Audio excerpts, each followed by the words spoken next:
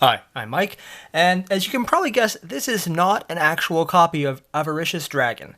Mostly because the card was only spoiled today, and if I had an actual copy of it, it means I robbed someone, specifically someone at Wizards, and that might be just just a little bit illegal. I'm not big on doing illegal things, mostly because I suck at it. And because I'm not a bad person. That too, yeah. Probably should have said it first. But yeah, Avaricious Dragon. He's a 4-drop, 4/4 flyer, which isn't bad. At the beginning of your draw step, draw an additional card. Okay, really, really nice. At the beginning of your end step, discard your hand. Not so nice. This card is, okay, in standard or even modern, I can honestly understand if someone built a deck around this guy who used his first ability to really just smash someone's face in really fast, have a lot of draw, and just drop an army for an alpha strike, or just draw out the cards you need to control the game. Because at that point, you don't really need to have a lot of a hand really fast if you play them out quick enough. This doesn't become so much of an issue when all the cards you draw are played out immediately, so you're not really discarding anything, except things you don't want. In EDH, though, it's not usually that simple. He's still good for the draw mechanic, but unless you're significantly screwed to the point where any type of draw is outweighing the downside of, having to lose your hand, this card doesn't really work well. So, for the majority of decks, I would honestly say that you should not play this card.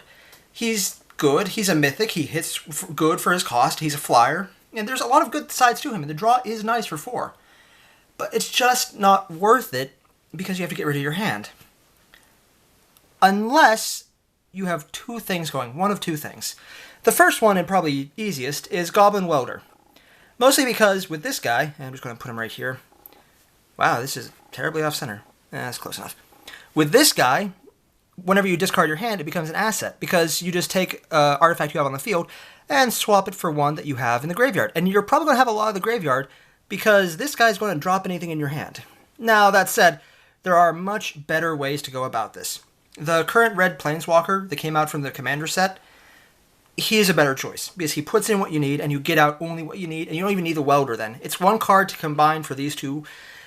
It's just not that good. Now, the other option, which I don't have the cards for, is to go the phasing route. The reason I don't have the cards for this is because phasing mechanics are the biggest can of worms I have ever seen, and banding makes more sense when you look at the rules. It is, if you can understand it and use it, good. Go for it. That is completely great. I cannot do it. And I am absolutely against learning because it is just so incredibly complicated for something that only has a few interactions. Essentially, though, what you would do is for Avaricious Dragon, you face him out after he does the draw, or even after the attack, so that he just isn't on the field when at the beginning of your end step happens. So therefore, you get the advantages without the disadvantages. And he will be coming in during your upkeep, when he phases back in, so you get the draw step again. And there are cards that can do that, even those who can do it on command or when he attacks. That said, you have to have those cards in advance. I'd recommend understanding the rules of using them so you don't make mistakes, which that right there is a can of worms, like I said.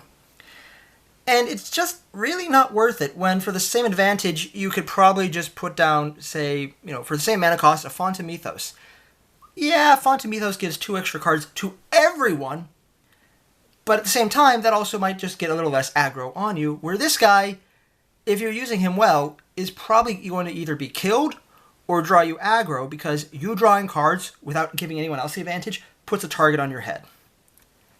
So, this guy can be useful, but unless you have a deck that runs incredibly efficiently and he just somehow fits in there, I would really not recommend using him.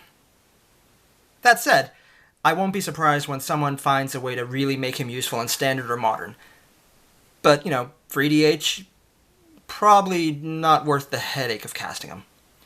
So yeah, if you like this video, leave a like, subscribe, comment.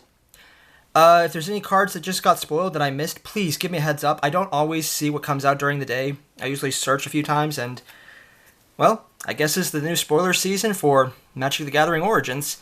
And if I'm right, this is going to be the last core set they do. Or at least until they decide to do it again. But yeah, as it stands, this is going to be one of the few cards, one of the last mythics ever printed in a core set. Because they're just not doing them. So yeah, I'm Mike. Later.